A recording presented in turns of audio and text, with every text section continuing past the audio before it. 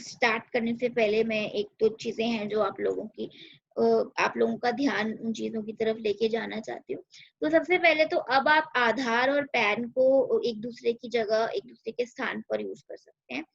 तो और एक चीज और है कि आधार और पैन की जो डेडलाइन है लिंकिंग की, वो 30 जून है, क्योंकि ये तारीख अब पास आ रही है। तो इट्स इम्पोर्टेंट कि आप आधार और पैन को लिंक करा लें। ये बहुत ही सिंपल प्रोसीजर है। चलिए मैं आपको इनकम टैक्स की साइट पर ही ले जाती हूँ, वहीं पर मैं आपको दिखा देती हूँ। ओके, एक सेकेंड। हाँ, तो ये बेसिकली आपकी इनकम टैक्स की साइट है, और यहाँ पे आपको कॉलम दिया हुआ है आधार और पैन के लिंकिंग का। तो अगर आपको कुछ नहीं करना, आप यहाँ पे अपना आधार डालेंगे, अपना पैन नंबर डालेंगे, अपना नाम डालेंगे, और अगर आपकी सारी डिटेल्स ठीक हैं तो आपका आधार और पैन लिंक हो जाएगा। तो the process is very simple. Okay, so अब एक चीज और है जो मैं आप लोगों को बताना चाह रही थी, that is facility of instant pan. चलिए ये भी मैं आपको साइट पे लेके जाके दिखा देती हूँ। Okay, so this is the again income tax website. I think आप सब लोगों ने बहुत बारी इस साइट को विजिट किया होगा। सो यहाँ पे ऑप्शन है, आपको यहाँ पे दिया हुआ है इंस्टेंट पैन थ्रू आधार। दो तीन चीजें इसके बारे में, ये सिर्फ और सिर्फ इंडिविजुअल्स के लिए है फैसिलिटी। तो अगर आप कोई कंपनी है या फिर अगर आप कोई पार्टनरशिप फॉर्म है, तो आप ये फैसिलिटी को यूज नहीं कर सकते हो। और अगर आप माइनर हैं तो भी आप इस फैसिलिटी को यूज नहीं कर सकते। तो अब आपका अगर आप एक इंडिविजुअल हैं तो आपको पैन मिलना बहुत आसान है। देखिए, आपको कुछ नहीं करना, एक चीज इंश्योर करनी कि जो आपका आधार है वो आपकी मोबाइल से लिंक्ड होना चाहिए, क्योंकि यहाँ पे जो ओटीपी जाता है वो मोबाइल पे जाता है। सो आपको कुछ नहीं करना, अपना आधार नंबर डालिए, अपना कैप्चा कोड डाल के कंफर्म कीजिए। आपके मोबाइल पे एक ओटीपी आएगा, वो सारी डिटेल से वैलिडेशन होंगी। ईमेल भी वैलिडेशन है, लेकिन ये ऑप्शनल है, और आपको क्या 10 मिनट भी नहीं लगेंगे। 10 मिनट के अंदर अंदर आपको आपका पैन मिल जाएगा। तो ये प्रोसीजर, जिसमें पहले मतलब जितना मुझे पता है कम से कम 1 हफ्ता लग जाता था, अब आपको 10 मिनट के अंदर अंदर आपका पैन मिल जाएगा। So this is again I wanted to show you facility of instant pan. तो एक चीज और है जो मैं आप लोगों को बताना चाह रही थी कि आई थिंक सब काफी लोगों को पता होगी ये बात। अब आपकी ITR 1 और ITR 4 हैं, ये जो रिटर्न्स हैं, ये दोनों भी आपके ये दोनों यूटिलिटीज आपके पोर्टल पे अवेलेबल हैं। तो अगर आपको किसी को रिटर्न भरनी है तो आप फाइल कर सकते हो। ओके, सो अब मैं फॉर्म्स की चीजें डिस्कस करना शुरू करूंगी, और मैं आपको फॉर्म्स में ही दिखाऊंगी क्या क्या चेंजेस हैं, ताकि मैं चाहती हूँ क्योंकि आप खुद ही फॉर्म को रीड करें और उसको एनालाइज करें।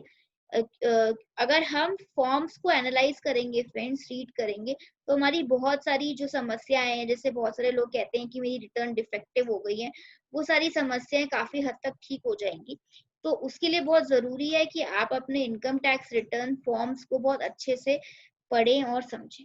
तो चलिए डिस्कस करते हैं। जो पहला चेंज आया है वो है कि देखिए, सबसे पहले तो मैं आपको बता दूं कि अगर आप सेक्शन 139 अगर आप पढ़ेंगे, तो उसमें ये लिखा है कि आपको रिटर्न तब फाइल करनी होती है जब आपका जो इनकम है वो स्लैब लिमिट से ज्यादा होती है। तो उस केस में आपको आमतौर पर रिटर्न फाइल करनी होती है, लेकिन उसके प्रोविजोज होते हैं। अगर आप उसमें से किसी एक प्रोविजो में फॉल कर जाते हैं, तो चाहे आपका जो इनकम है वो स्लैब लिमिट से कम क्यों ना हो, आपको रिटर्न फाइल करनी होती है।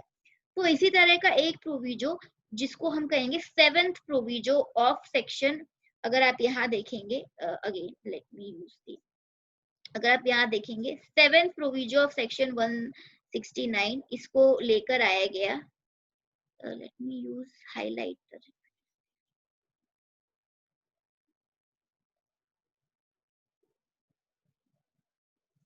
ओके, तो इसी तरह का एक प्रोविजो है 7th प्रोविजो।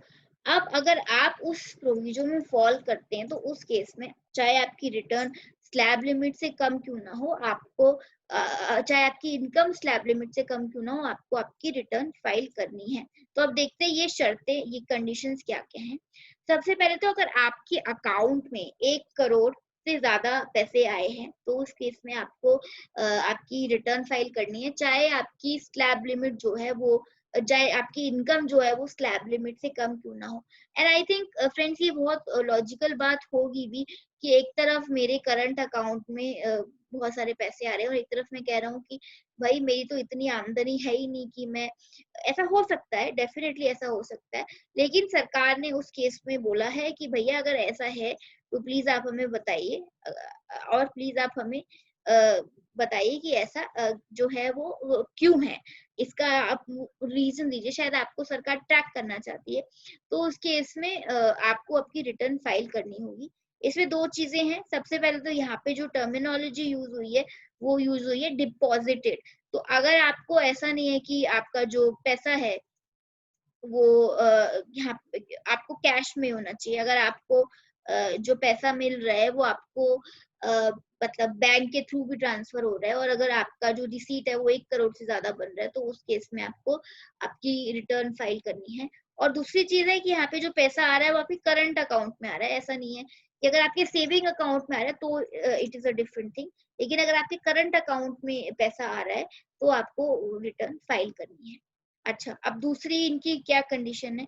दूसरी इनकी कंडीशन है कि अगर आपने फॉरेन ट्रैवल किया और वहाँ पे जाके आपने 2 लाख रुपए से ज़्यादा खर्चा किया है और ये जो 2 लाख रुपए ये आपका आपके पैन के ऊपर है। तो ऐसा भी हो सकता है कि आपने अपने लिए नहीं, आपने किसी और के लिए 2 लाख रुपए से ज़्यादा का खर्चा किया है, लेकिन वो आपके पैन पे खर्चा हो रहा है, तो उस केस में आपको वो रिटर्न फाइल करनी है। अच्छा, तीसरा अगर आपका जो इलेक्ट्रिसिटी का बिल है, ठीक है, बिजली का जो बिल होता है, वो अगर आपका 1 लाख रुपए से ज़्यादा आ जाता है पूरे साल में, तो उस केस में आपको आपकी रिटर्न फाइल करनी है इर्रिस्पेक्टिव ऑफ द फैक्ट कि आपकी जो इनकम है वो स्लैब लिमिट से कम क्यों ना है। तो आई थिंक फ्रेंड्स अगर मैं देखूँ तो ये बातें बहुत सारी कहीं न कहीं लॉजिकल ही है कि यार एक तरफ तो आप फॉरेन ट्रैवल कर रहे हो और आप वहाँ पे अच्छी खासी रकम खर्च कर रहे हो। बस 2 लाख रुपए फॉरेन ट्रैवल के लिए मेरे हिसाब से तो बहुत होता है। तो और एक तरफ आप ये कह रहे हो कि आपकी जो इनकम है वो स्लैब लिमिट से भी ज़्यादा नहीं है, तो आपको रिटर्न फाइल करने की ज़रूरत नहीं है। और इसी तरह से आई थिंक ये पूरे साल में 1 लाख से ज़्यादा बिजली के बिल पे खर्च होना भी बहुत बड़ी चीज़ है, स्पेशली अगर आपकी आमदनी उतनी नहीं है। तो उस केस में सरकार की भी मतलब गलती नहीं है कि अगर वो ये सारी डिटेल्स माँग रही हैं। सरकार आपको ट्रैक करना चाहती है कि ऐसे कौन से लोग हैं। सो ये जो 3 कॉलम्स थे ये मैंने आपको बता दिया। अच्छा एक चीज़ और है जो इसमें मैं आपको बताना चाहती हूँ कि मान लीजिए एक मैं आपको एग्ज़ाम्पल से समझाती हूँ कि मैं क्या कहना चाहती हूँ। मेरी जो इनकम है वो 10 लाख है। क्या उस केस में मेरे को इनमें से किसी चीज़ को देखने की ज़रूरत होगी नहीं या नहीं होगी? तो नहीं फ्रेंड्स अगर मेरी जो इनकम है वो इतनी है जो कि स्लैब लिमिट से ज़्यादा है और मुझे अपनी रिटर्न फाइल करनी ही करनी है, तो उस केस में मैं ये सारी चीज़ों को तवज्जो नहीं दूँगी। तो उस केस में मुझे यहाँ पे टिक करने की ज़रूरत भी नहीं है क्योंकि मैं उस केस में प्रोविज़ो में फ़ॉल कर ही नहीं रही। तो ये मुझे आप लोगों को एक बार बताना था। तो चलिए अब मैं अपनी प्रेजेंटेशन पे आती हूँ। तो मैंने आपके साथ फर्स्ट, सेकंड और थर्ड पॉइंट्स जो हैं वो मैंने आपको फॉर्म में भी दिखा दिए। ये पॉइंट्स आपको सारे फॉर्म्स में मिलेंगे और मैंने आप लोगों के साथ थोड़ा डिस्कस भी कर लिया। अच्छा, अब मैं फोर्थ पॉइंट दिखाती हूँ आप लोगों को फॉर्म में। तो फोर्थ पॉइंट क्या है? It is related to unique number और unique document identification number. So I think last year हमारी जो माननीय फाइनेंस मिनिस्टर साहिबा हैं, उन्होंने ये बात बोली थी कि अब जो भी नोटिसेस इशू होंगे, चाहे वो इनकम टैक्स में, चाहे वो जीएसटी में क्यों ना हो, उसके ऊपर एक डॉक्यूमेंट नंबर होगा और अगर वो डॉक्यूमेंट नंबर नहीं होगा तो वो नोटिस जो है डिपार्टमेंट से अगर आपको मिल रहा है वो नल एंड वॉइड होगा। तो बस अगर आपको कोई नोटिस इशू हो रहा है चाहे वो 139(9) है 142 है, तो उस केस में अगर आपका डॉक्यूमेंट नंबर नहीं है तो सबसे पहले तो वो नल एंड वॉइड होगा और उस नोटिस की रिस्पॉन्स में अगर आप रिटर्न फाइल कर रहे हो तो आपको यहाँ पे अपना जो यूडीआईएन नंबर है वो मेंशन करना यूनिक डॉक्यूमेंट नंबर जो है वो यहाँ पे मेंशन करना मैंडेटरी है। सो बेसिकली यहाँ पे सरकार अगेन ट्रेस करना चाह रही है कि आपको अगर नोटिस आया था और उस नोटिस की तवज्जो में आप रिटर्न फाइल कर रहे हो तो अगर आप यहाँ पे अपना डॉक्यूमेंट नंबर डाल देते हो तो वो इजीली वो चीज ट्रेस हो जाएगी। तो आई थिंक ये जो चेंज किया गया है वो इसीलिए ही चेंज किया गया है। तो चलिए आगे बढ़ते हैं। अच्छा, okay, we were on disclosure number 5। Again I will show you in the return. अच्छा, आपको पता है कोविड-19 की वजह से बहुत सारे ड्यू डेट्स बढ़े थे। एक इसमें जो ड्यू डेट बढ़ा था वो ये था कि अगर आपका जो एटीसी में डिडक्शंस आप लेते हो उसकी करने की टाइमलाइन भी बढ़ा दी थी। उसमें आपको कहा गया था कि आप 1 अप्रैल से लेके 30 जून के पीरियड के बीच में आप deductions pertaining to financial investments pertaining to financial year 2019-20 आप कर लीजिए, आपको डिडक्शन मिल जाएगा। ऐसी अगर आपने कोई इन्वेस्टमेंट करी है तो उसकी आपको अलग से अपने आईटीआर फॉर्म में डिटेल देनी होगी। तो इसका मैं आपको एक छोटा सा एग्जांपल भी दे देती हूँ। तो मान लीजिए कि आपने एक इन्वेस्टमेंट की थी एलआईसी में ही करी थी। वो आपने की थी दिसंबर 2019 में, that was pertaining to financial year 2019-20। एक फिर आपने इन्वेस्टमेंट, क्योंकि कोविड-19 का टाइम आया, आपको ऑल्दो मार्च में करनी थी, बट क्योंकि आपके पास शायद मनी क्रंच था या कुछ और मान लेते हैं, तो आपने जो इन्वेस्टमेंट किया वो आपने मई में किया, मिड ऑफ मई में किया। तो उस केस में जो आपने मिड ऑफ मई में इन्वेस्टमेंट किया, फिर वही वाले इन्वेस्टमेंट का डिटेल्स आपको यहाँ पे पार्ट सी में देना है। इसी तरह से अगर आपने सेक्शन 54 में कोई इन्वेस्टमेंट किया, क्योंकि उस सब की ड्यू डेट्स भी बढ़ गई थी, तो वो सारी डिटेल्स भी आपको आप वो सारी डिटेल देने के लिए भी अब आईटीआर में एक स्पेसिफिक कॉलम बना दिया गया है। अच्छा, अब we were on disclosure number 6 we discuss, now will discuss disclosure number 7 and 8। So again, I'll take you to the page number itself. Okay. So page number sorry, ये आपका जो क्लॉज है, ये जो नया आपका डिस्क्लोजर नंबर 7-8 है, वो ये है कि अगर आपको किसी से रेंटल इनकम आता है तो उस केस में दो ही सेक्शंस हो सकते हैं जिसमें आपका टीडीएस कटेगा।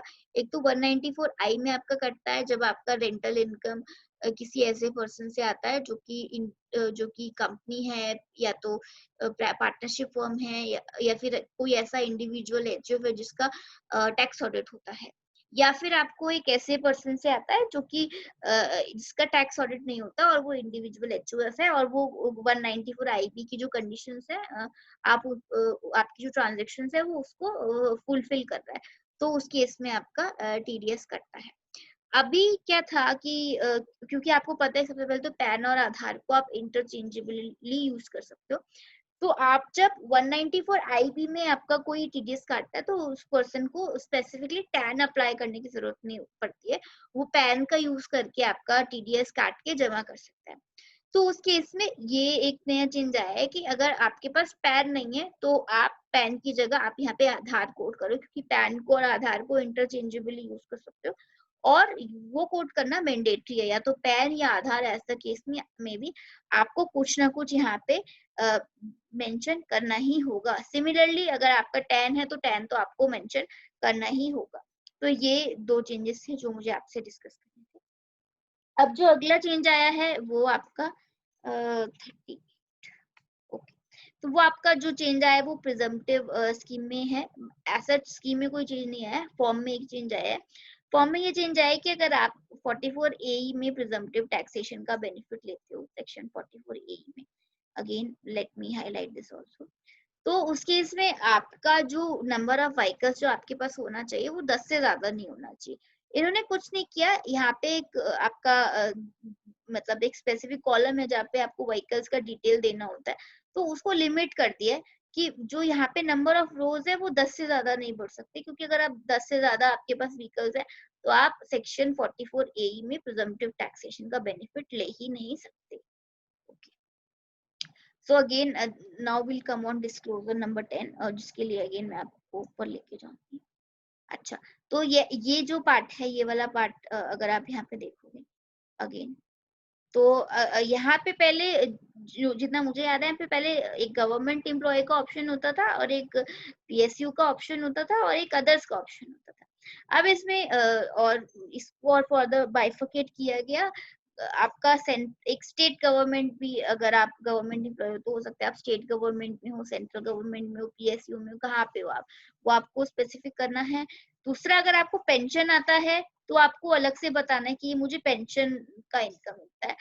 और एक अदर्स का ऑप्शन, अदर्स का जो आपका प्राइवेट लिमिटेड कंपनी में अगर आप काम करते हो तो आप अदर्स में फॉल करोगे। और आपका एक नॉट एप्लीकेबल का इन्होंने यहाँ पे स्पेसिफिक फील्ड बनाया कि अगर आपने कोई फैमिली पेंशन स्कीम में इन्वेस्टमेंट किया था और उसकी वजह से अगर आपको पेंशन आता है तो आपके लिए नॉट एप्लीकेबल का यहाँ पे इन्होंने एक कॉलम बनाया है। So this is the changes that they have done uh, in the nature of employment column. Okay, so next again, आपको पता है कि last year concessional rate of tax जो कि 22% है वो इन्होंने अनाउंस किया था कंपनीज के लिए। तो उसके लिए आपका सेक्शन 115 बीबीए और बीएबी था।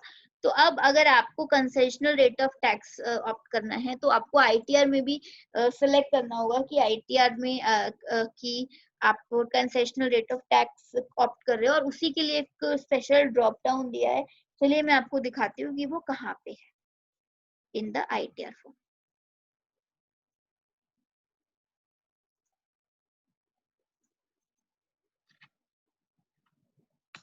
Okay, let me again clear the drawings because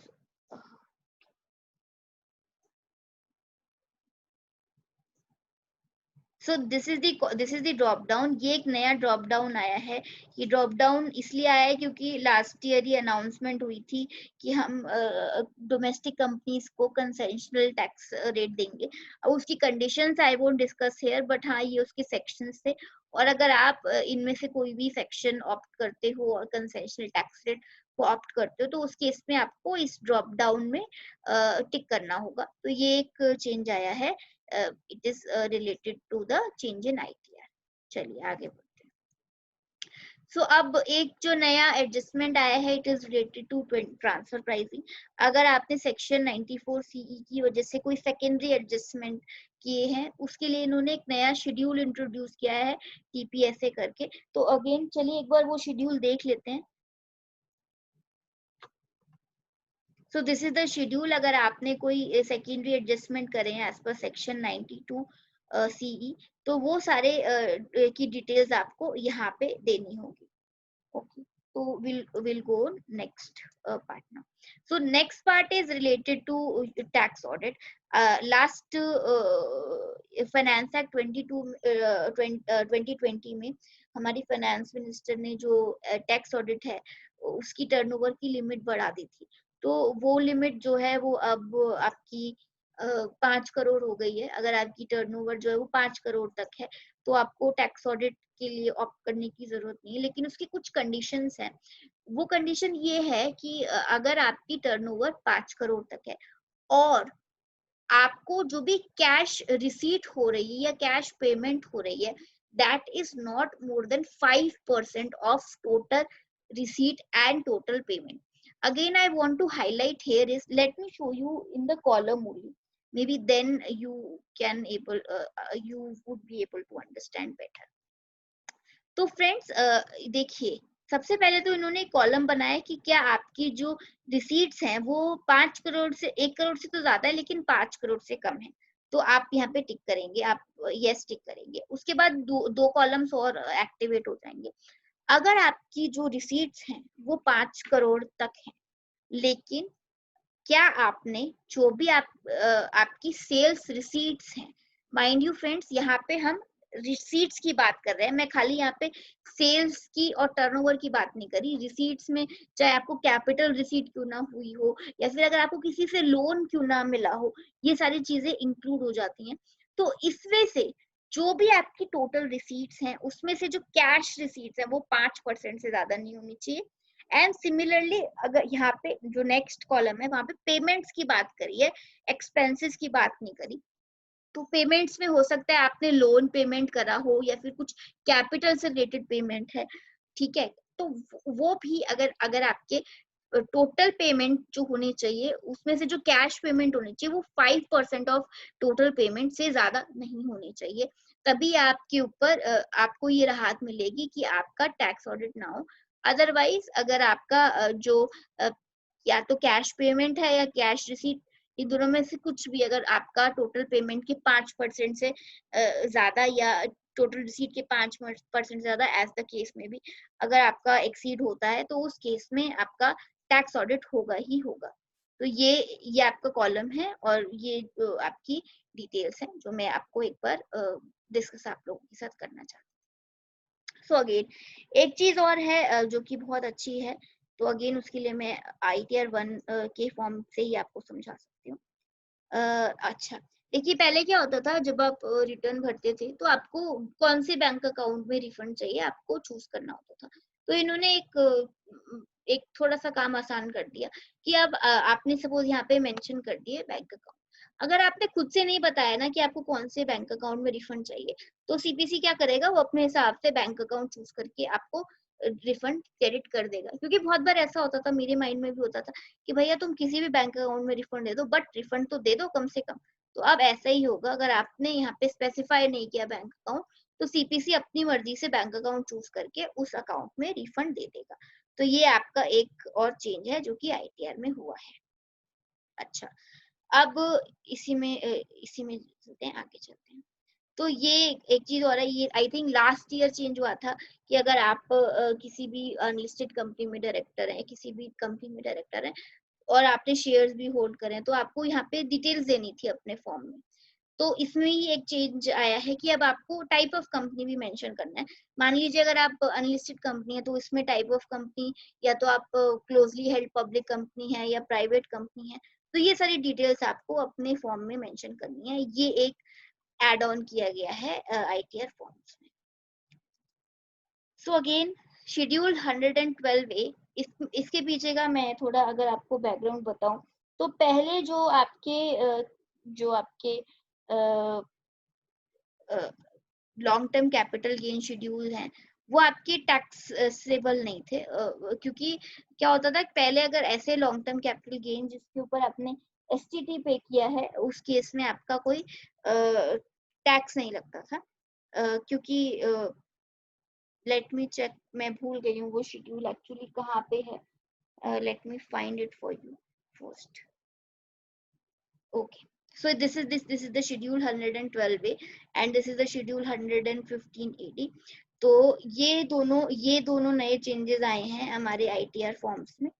तो इसमें इसका ये था कि पहले आपके जो लॉन्ग टर्म कैपिटल गेन्स हैं उसमें चेंजेस नहीं होते थे, उसमें आपको टैक्स नहीं पे करना होता था अगर आपने STT पे किया। तो इन्होंने फाइनेंस एक्ट 2019 से ये चेंज किया कि ये एक अमेंडमेंट लेकर आए कि अब आपके लॉन्ग टर्म कैपिटल गेन जो होंगे उस पर भी आपका टैक्स लगेगा। So again schedule 112A and 115AD जो है वो इसी से डील करते हैं। तो ये एक नया ITR फॉर्म में एड ऑन है। सो अगेन हम आते हैं CFL पे। CFL में एक जो चेंज आया है, CFL is basically for carry forward of losses. तो उसमें जो चेंज आया है वो भी मैं आप लोगों को ITR फॉर्म में ही दिखाती हूँ कि क्या चेंज आया है। सो बेसिकली ना आपका इन्होंने बाइफर्केशन कर दिया कि आपको अगर हाउस प्रॉपर्टी इनकम हो रही है, तो आपको हाउस प्रॉपर्टी लॉस अगर हो रहा है, तो या तो आप एक नॉर्मल पर्सन है या फिर अगर आप एक बिजनेस ट्रस्ट है जिसको हाउस प्रॉपर्टी लॉस हो रहा है, तो उसके लिए इन्होंने यहाँ पे बाइफर्केशन बना दिया है। सिमिलरली अगर आपको शॉर्ट टर्म कैपिटल लॉस हो रहा है तो उसके लिए भी अलग बाइफर्केशन है, और अगर आपको लॉन्ग टर्म कैपिटल लॉस हो रहा है तो उसके लिए भी इन्होंने एक अलग बाइफर्केशन बना दी है। ये बाइफर्केशन पहले नहीं थी, ये बाइफर्केशन अब बनाई गई। अच्छा, अब एक चीज और है, अगर आप एक फॉरेन एंटिटी हैं, NRI हैं, और आप भी रिटर्न फाइल कर रहे हो और आपका इंडिया में कोई बैंक अकाउंट नहीं है, तो उस केस में आप देखेंगे आपको एक बहुत अच्छी इन्होंने राहत दी है। आपको इंडिया में बैंक अकाउंट खुलवाने की जरूरत नहीं है रिफंड के लिए। आप सिर्फ ऐसा कीजिए, आपका जहाँ पे भी बैंक अकाउंट है उसकी यहाँ पे डिटेल बताइए, यहाँ पे आप अपना स्विफ्ट कोड और IBAN जो होता है वो बताइए, और आपके डायरेक्टली जो आपका फॉरेन में बैंक अकाउंट है उसमें आपका रिफंड क्रेडिट हो जाएगा। आप ऐसा नहीं है कि आपको स्पेसिफिकली पहले हमारे कंट्री में एक बैंक अकाउंट खुलवाना है और वहां पे ये लोग आपको रिफंड देंगे। तो ये एक डिस्क्लोजर है। अगेन जो डिस्क्लोजर है it is related to trust, जो कि दूसरा चेंज आया है। Again I will show you in the return itself. तो ITR 7 में अगेन आप अगर आप ट्रस्ट हैं और आपको डिटेल ऑफ रजिस्ट्रेशन और अप्रूवल अगर आपको मैंडेटरी लेना है तो आपके लिए ये कॉलम भरना अब मैंडेटरी है, अगर आपको रजिस्ट्रेशन की as per income tax act requirement है। तो ये एक ट्रस्ट के लिए नया चेंज आया है। तो इसमें कुछ कॉलम्स हैं कि क्योंकि आपको पता है कि ट्रस्ट के लिए रजिस्ट्रेशन के लिए अब न्यू प्रोविजंस आ गए जिसमें आपको ऑनलाइन रजिस्ट्रेशन करानी पड़ती है। तो एक अगर आपने as per new provisions registration कराई है, ठीक है, फिर उसके बाद इन्होंने यहाँ पे सेक्शन की बात करी है। अगेन कौन सी डेट में आपको न्यू प्रोविजन की अप्रूवल मिली है और अगर आपने कोई एग्जेम्पशन लिया है एज पर न्यू प्रोविजन। तो ये जो मेन इसमें कॉलम्स हैं मैं अगेन आप लोगों को थोड़ा यहाँ पे हाईलाइट करके बताती हूँ। ये जो 4 कॉलम्स हैं स्पेसिफिकली क्योंकि ये related to application as per new provisions, अगर आपने किया है तो ये आपको अब नया आपके लिए फॉर्म में प्रोविजो बनाया गया। सो आई थिंक ये सारे चेंजेस थे जो कि ITR में आए हैं। आई होप मैंने सारे पॉइंट्स कवर कर दिए। उसके अलावा अगर कुछ मिस आउट हो गया तो आप प्लीज कमेंट कीजिए। अगर आपकी कुछ क्वेरी है तो वो भी आप कमेंट बॉक्स में मुझसे पूछ सकते हो। I will be happy to reply to your queries. अब जो फॉर्म 26 AS में चेंज आया है वो भी मैं आप लोगों के साथ डिस्कस करूंगी और वो भी मैं थ्रू नोटिफिकेशन ही डिस्कस करूंगी। ये आपकी नोटिफिकेशन थी क्योंकि ऐसी फ्रेंड्स में नोटिफिकेशंस के साथ डिस्कस करना इसीलिए पसंद करती हूँ क्योंकि मुझे ऐसा लगता है कि जो लीगल टेक्स्ट होता है वो best and most authentic source of income होता है और अगर मैं उसको आप लोगों को सिंपल फॉर्म में समझा सकती हूँ तो ये आप लोगों के लिए भी बहुत अच्छा होगा क्योंकि आप भी अगर किसी को तीसरे को रेफर करते हो तो आप नोटिफिकेशन को अगर आप रेफर करते हो तो आपको भी अच्छा लगता है। तो सबसे पहले तो देखते हैं कि क्या चेंज आया। पहले जो आपका फॉर्म होता था वो फॉर्म 26 AS जिसे हम कहते थे, उसमें जिसको आप एनुअल स्टेटमेंट कहते थे और अगर आप देखें कॉमन पार्लेंस में उसको 26 AS यानी 26 AS उसको कहा जाता था। तो उसमें क्या क्या जो डिटेल्स होती थी, एक तो आपकी TDS की डिटेल होती थी, एक आपकी TCS की डिटेल होती थी और यहाँ पे TCS की डिटेल होती थी। अगर आपने कोई टैक्सेस पे करे हैं तो टैक्सेस की डिटेल होती थी और रिफंड की डिटेल होती थी। ये सारी जो 3-4 मेन डिटेल्स हैं ये आपके फॉर्म 26 AS में पहले हुआ करती थी। अब फ्रेंड्स इसका दायरा बढ़ा दिया गया। अब देखते हैं इसमें क्या चेंज आया। तो अब सबसे पहले तो फॉर्म 26 AS का नया नाम है it is like a annual information statement. अच्छा, ये डिस्कस करने से पहले ना मैं एक थोड़ा बैकग्राउंड और डिस्कस करना चाहती हूँ। निर्मला सीतारमन जी ने कुछ टाइम पहले एक प्रेस रिलीज में कहा था कि नाउ दे आर ट्राइंग, जैसे आपका ITR जो सुगम और सहज है, जो 2 ITRs हैं, वो आपके प्रीफिल्ड होते हैं। अगर आप देखते हो आप ऑनलाइन इजीली इनकम टैक्स की साइट पे आप जाके भर सकते हो। आपको किसी जैसे किसी प्राइवेट पर्सन की हेल्प लेने की जरूरत नहीं है। आई थिंक बेस्ट तो यही है कि आप इनकम टैक्स की साइट पे जाओ और इनकम टैक्स की यूटिलिटी से अपनी ITRs भरो। और निर्मला सीतारमन जी ने ये भी बोला था कि खाली सुगम और सहज क्यों, अब ये लोग सिस्टम को इतना ऑटोमेट कर देंगे कि आपकी सारी रिटर्न जो है वो प्रीफिल्ड होंगी। आपको कुछ नहीं करना, आपको बस एक बार उसको चेक करना है और चेक करके आपको उसको फाइल करना है। तो उसी से कनेक्टेड है ये जो नया चेंज आया है, क्योंकि आपको अगर आप वो लोग आपकी रिटर्न को खुद ही भरना चाहे तो उसके लिए जरूरी है कि आपकी इंफॉर्मेशन भी उनके पास होनी चाहिए। तो अब ये लोग हमारी जो फाइनेंशियल इंफॉर्मेशन है उसको इस स्टेटमेंट से लिंक कर रहे हैं। तो सबसे पहले अब इसमें नया क्या आया, तो इसमें आया information related to specified financial transaction। अब स्पेसिफाइड फाइनेंशियल ट्रांजेक्शन में यहाँ पे आप लोगों का जो थोड़ा ध्यान है वो एसएफटी की तरह लेके जाना चाहूंगी कि एज ऑफ नाउ एक एसएफटी का फॉर्म होता है जिसको आप लोग सब अगर आप कोई कंपनी है जिसका टैक्स ऑडिट है या फिर कोई बैंक है या फिर अगर कोई इन्वेस्टमेंट बैंकर है, ये सारे लोग होते हैं जिसको पहले एनुअल इंफॉर्मेशन रिटर्न कहा जाता था, उसकी जगह फिर एसएफटी ने ली। तो कुछ स्पेसिफाइड फाइनेंशियल ट्रांजेक्शंस होती हैं, जैसे अगर एक लिमिट के बाद आप कैश में ज्वेलरी खरीदते हैं तो ज्वेलर्स को ये भरना होता है। इवन अगर आप शेयर्स परचेज करते हो, म्यूचुअल फंड परचेज करते हो और ये सारी चीजें आप कैश में ले रहे हो, तो उस केस में जो रिस्पेक्टिव पर्सन होता है उसको ये एआईआर भरना होता है। तो यहाँ पे अब आपकी इस तरह की अगर कोई स्पेसिफिक फाइनेंशियल ट्रांजेक्शन होगी, क्योंकि अभी इन्होंने इसका प्रोसीजर बताया नहीं है, ये अगेन इसका प्रोसीजर, इसका फॉर्मेट जो होगा अपलोडिंग का वो नोटिफाई करेंगे, अभी इन्होंने किया नहीं है। तो ये इस तरह की मैं समझ सकती हूँ डिटेल्स आएंगी इस फॉर्म में। अगर आपने कोई महंगी गाड़ी खरीदी है या कोई महंगी प्रॉपर्टी खरीदी है, इस तरह की जो डिटेल्स हैं वो यहाँ पे कवर होंगी। अगर आप पे आपकी कोई डिमांड है, क्योंकि पहले रिफंड की डिटेल्स तो आ जाती थी, डिमांड की डिटेल 26 ईयर्स में नहीं आती थी, तो आपकी डिमांड की डिटेल्स भी आएंगी। अगर आपके ऊपर कोई पेंडिंग प्रोसीडिंग्स हैं या फिर आपके ऊपर कोई कंप्लीटेड प्रोसीडिंग, तो बेसिकली आपकी जो टैक्स हिस्ट्री है वो भी ये फॉर्म देख के सामने वाले को समझ आ जाएगा कि ऑब्वियसली अगर बंदे के ऊपर कोई पेंडिंग प्रोसीडिंग्स नहीं है तो इसका मतलब ये है कि वो ज्यादा टैक्स कॉम्प्लाइंट है। सो इस तरह की चीजें हैं जो कि अब आपकी एनुअल फाइनेंशियल इंफॉर्मेशन स्टेटमेंट में आ जाएगी। इनफैक्ट अगर आप देखेंगे, क्योंकि फॉर्म 26 ऑलरेडी चेंज हो चुका है, बिकॉज ये 1 जनवरी 2020 से आया था। तो अब अगर आप देखेंगे अपना जो फॉर्म है, नहीं सॉरी, ये 1 जून 2020 से आया था। तो अब अगर आप देखेंगे अपना 26 एएस, अगर आप में से कोई भी देखेगा खोल के, तो उसको ये सारी चीजें मिलेंगी। और ये हो सकता है कि ज्यादातर लोगों के केस में ये सारी चीजें ब्लैंक होंगी, लेकिन आपको जो नया 26 एएस है, अगर आप लॉग इन करके देखेंगे तो आपको ये सारी डिटेल्स फॉर श्योर मिल जाएंगी। तो इसमें से क्योंकि अभी ब्लैंक इसलिए होगी क्योंकि अभी इसका कोई मैकेनिज्म इन्होंने स्पेसिफाई किया नहीं है। अभी जो मैकेनिज्म था वो बहुत सिंपल था। आप अपनी कोई सामने वाला पर्सन अपनी टीडीएस टीसीएस रिटर्न भरता था, अगर आपका जो टीडीएस कटा होता था वो आपके फॉर्म 26 एएस में आता था।